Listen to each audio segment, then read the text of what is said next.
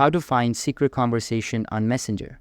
Hey guys, in today's video, I'm going to show you how to find secret conversations on Messenger.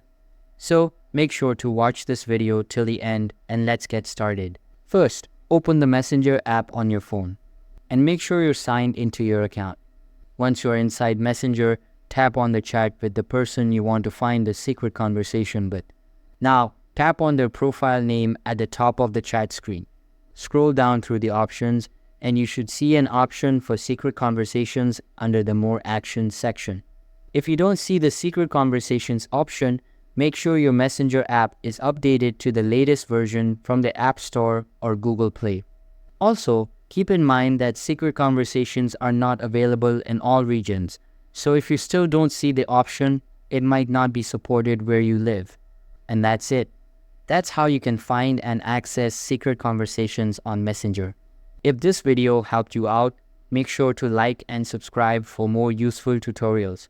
Thanks for watching, and I'll see you in the next video.